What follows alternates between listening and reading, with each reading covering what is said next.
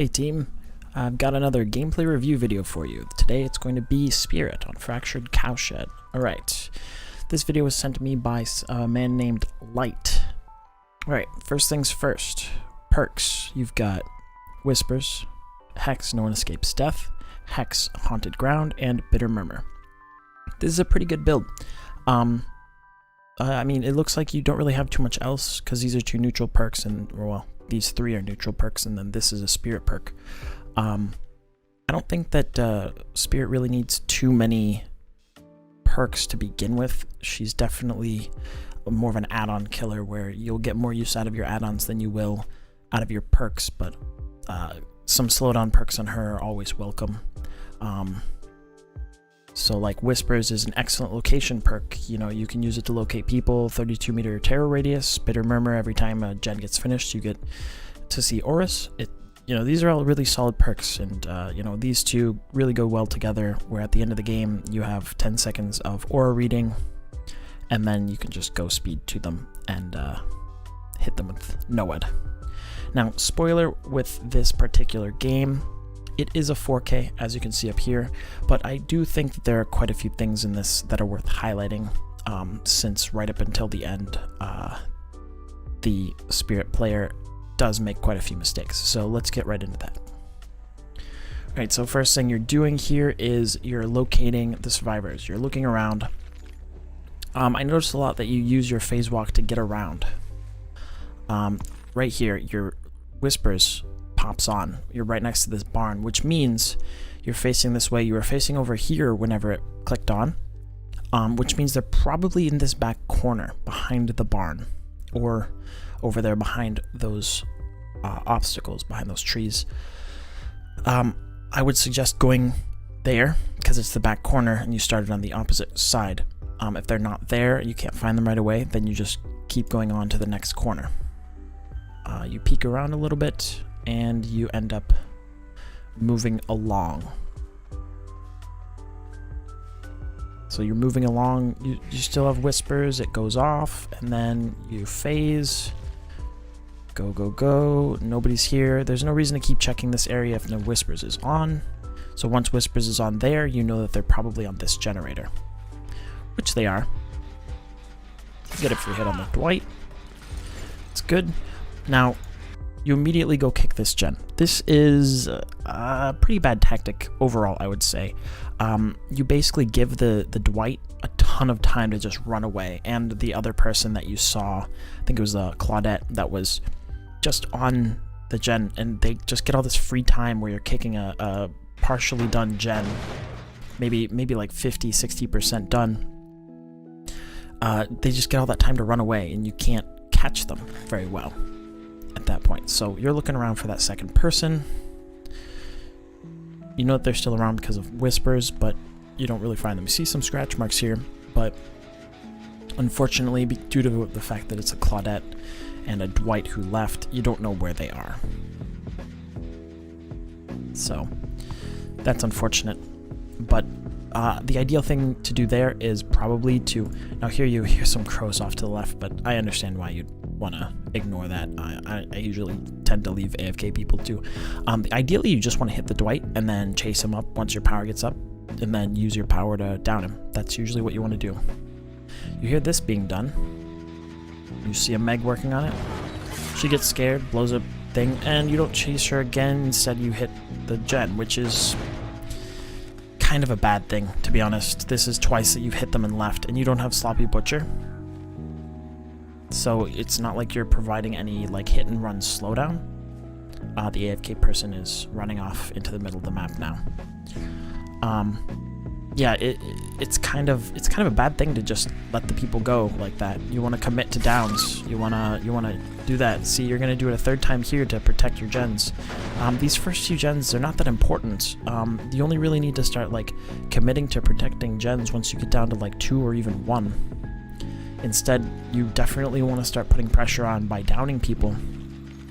See, like you go into your power here, you know that he's right there. Good little fake out, drop him at the pallet. Now normally, if this is a 4-man team or you're even down in the 8 or 5 rank, you want to be very wary of picking people up at pallets.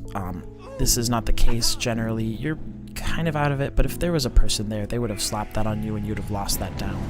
So, you know, this is good. You've got haunted ground. What you will want to do, what I would do in this situation, is I'd hook this person, and since you know that there's a partially worked on gen, or you know that this is blown right here and you're very close and you're also spirit with her power up, you can immediately use your power and zoom over there looking for scratch marks or whatever, or you go to the gen and try and find the person that's full health or whatever. That's the ideal thing you want to do. Instead, you decide to go back to this gen thinking the Claudette will have returned, and it's still kicked, so she's not here. Unfortunately, that loses you about a quarter of your haunted ground times, at which point now you go back to this gen. That gen pops, you see them on Bitter Murmur, this one's still regressing, and then you end up seeing a Meg, so it's not all bad.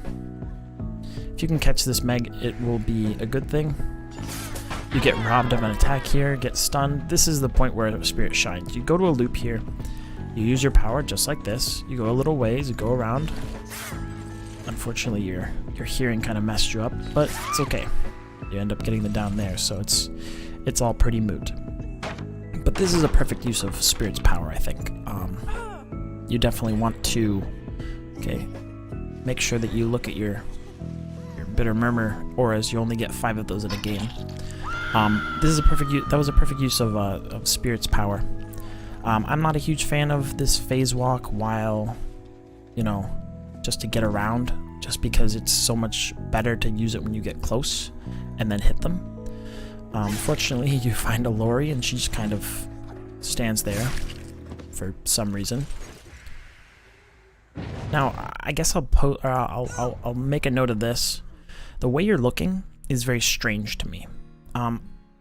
Just having seen, not that you know that they're close because they went over to this gen over here, but in a normal game that I play in the red ranks, you never want to face this direction. All this area of this screen is open for 2 flashlight people. I think it is these two to come and flashlight you. Always look at the wall if you can. Just get that into a habit, because you go up against some 4 flashlight gangs and you're gonna have a bad time if you look in the wrong way. So you're gonna hook her in the basement. That's good. No barbecues, so no reason to really look around, but I usually do out of habit. You're gonna return to the hook, look for any and all people. They're healing up. At this point in time, you could probably guess that they're at any one of the far gens, but you fortunately find the only hurt person here, or, well, was hurt. Follow him up. This is an ideal use of your phase walk. You hit somebody and then you follow up with the phase walk to catch up. Go around here. Now, he's over here, right? When you come around a tile like this and you're chasing, even though you're in the lower ranks, you always want to assume that somebody's going to play the tile, right? That they're going to go to the pallet and they're going to try and loop you around here, right? Because it's in a kind of a triangle formation, or just, you know, use the window to the right. What they're not going to want to do is jump into this locker. You'd have heard them, they would have made a loud noise, and you would have known if they had quick and quiet. You can still go around the corner, and if you don't see them there and their scratch marks have stopped, then you can return to this locker. See, so you check it, they're not there, you heard the pallet drop, but you decide to leave to go defend the hook in the basement, which is not a bad plan. You kind of don't commit. You find a hurt Claudette here, so that's pretty lucky. I'm not sure why she decided to leave. This is kind of a controversial decision. You go to try to find the Lori that got unhooked, and she appears to be long gone, and then, I mean, that's okay. If she was nearby, you could have easily found her and downed her, and that would have been excellent in terms of pressure. So I don't hate this move. I think it's just kind of odd. Normally people at rank 14 don't really do that unless you know that they're close. But it's a good thing, I think. So you're gonna phase walk out again. So that pops, and right about here. See, there's a pile of people right there. That's 3 people, all 3 of them. You've got one in the basement. You You got 2 people healing 1 person, okay? You always want to check this for however long it is. I think it's like 4 to 6 seconds or however long that is exactly. You always want to keep your eye on the gen, if possible, unless you're in a chase, on these people, because I'm fairly certain that you missed this. You were concentrating on this gen, you have no idea where they are, right? They finished this, they're gonna be there. If you have Bitter Murmur, always look at this. So you check, you have no idea where they are, you're trying to look for some stragglers because you know that they're hurt, but see, they're getting free heals. If you had just gone and ambushed them, these 2 people would not have gotten healed. Maybe one of them, but you would have gotten another one hurt. See, they failed a skill check there, and now they're good. You think that your hook is threatened, so you return. This is not a horrible decision, but if you had gotten the information from Bitter Murmur, you would have known that all 3 of them were there, and this was kind of a pointless check. So, at this point, you're just going to want to... You've already lost the momentum of them healing. They're going to be starting to do gens again. You know, you've got the Far gen, the Killer Shack gen, and this Cornfield gen. You're going to want to try and defend those 2 while checking on this one periodically. Oop, there's the Lori. So she's going to be chasing. You give her a little whack. That's good. Now, at this point, you're in a really good spot. Should be able to catch this Lori really well. Ignore the person. I don't know why she runs in there. She's very new. You can possibly ignore those 2 because they're going to be focused on hooking. You hear the gen behind you is being worked on by the 4th person, so you know there's 2 in the Killer Shack and 1 directly behind you. So you leave to go apply pressure. That's good. It was either this or the try and find the person. That's good. Easy kill right here. You can usually pick anyone up at this level. Most people don't have DS, but in the future you'll have to be mindful of the fact that she'll probably have DS and you will have to slug her instead of instantly picking her up. These 2 people are working on gens, the Meg and the Lori. Juiced down the Lori. Now here, I'm going to spoil it, you're going to pick this Lori up. I would say just chase the Meg. Almost always, if you down somebody directly off the hook, you want to just chase the person if you can find them. The person that unhooked them, downing them right here is fine. They're gonna complain at you, whatever. That doesn't matter. You want to chase the 2nd person, this Meg. You'll want to chase, right? So you kick this. This is a fine decision at this point. I would instantly start chasing the Meg like this. Unfortunately, you missed one. That doesn't really matter. That was just a distance thing. So you hit her, give her a little whack and send her on her way. But then you make the mistake of facing in a direction that you could possibly get flashlight from. So they flashlight you, but it doesn't matter because DS. They weren't in time though, so that's fine. The perfectly good play would have just been leave her on the ground and continue to chase and down the Meg. There's nothing wrong with that. Alright, found the Meg again. Good. She gets stuck. She goes down. Goodbye. Throw her up on a hook. No problem. Easy game. So at this point, you know that those 2 have been healing. Because that just finished. You saw the Dwight right there. All these scratch marks. Nope. You got lucky there. The scratch marks hadn't even formed yet. Lori actually reveals the position of the Dwight right about there. So she goes down with Calm Spirit, which is a little weird. The Dwight decides to run away from the hook. Or, well, toward the hook, but not to unhook. So this should be as simple as phase walking. Perfect. Then finding him. There he is. And that's the end of the game. DS has been spent. This person hasn't been hooked for a while, so unless one of them has Unbreakable and is, you know, the Lori is rapidly spending the Unbreakable to get up and unhook the last person, which, since she has rank 1 DS, you know that she probably doesn't. So all you have to do is hook that last person. So all in all, the survivors had you until they decided to start throwing the game at the very end. If they had just split up and started doing gens, like, I think that the Dwight basically sat over here and did nothing for pretty much the entire game. But, I mean, the Meg seemed to be pretty good. The Lori seemed to be okay. You got robbed there, unfortunate. Yes, I know it's a merciless killer, and you ended up doing really well. But that's okay. Let's get a look at their perks here. Come on. Do. Good. One more. There you go. Alright, so... yeah, so she has Iron Will, Calm Spirit. That's probably why you couldn't see her scratch marks right at the very end there. But yeah, no. So, like, these are all pretty standard perks. Yeah, for you've got those.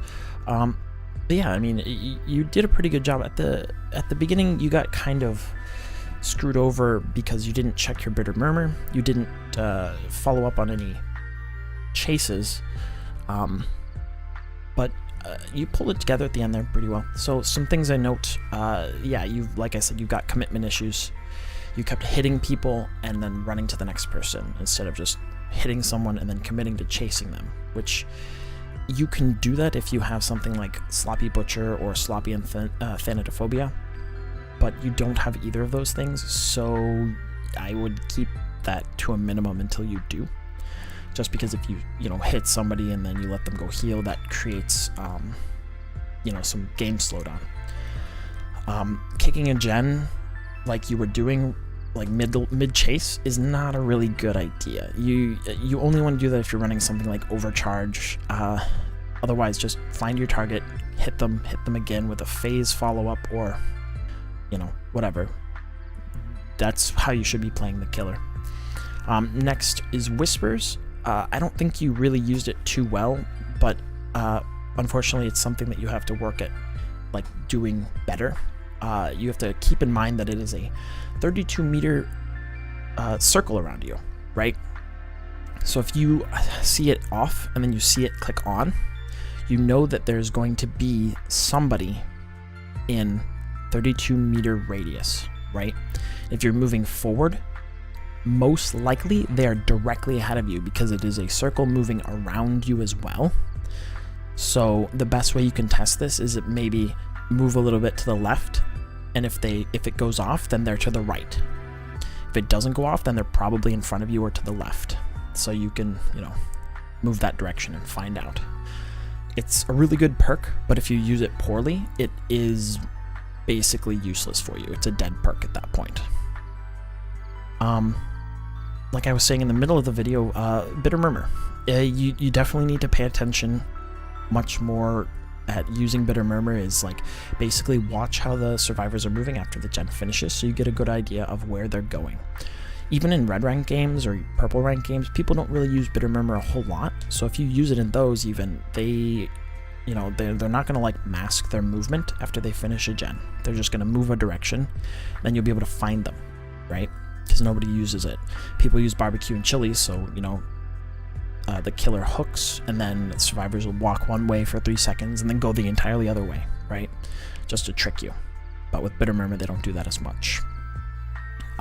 Something to note about Bitter Murmur is you do only get 5 procs because of the 5 gens, so you definitely need to get as much out of it as possible by looking at the gen that is completed all the way through.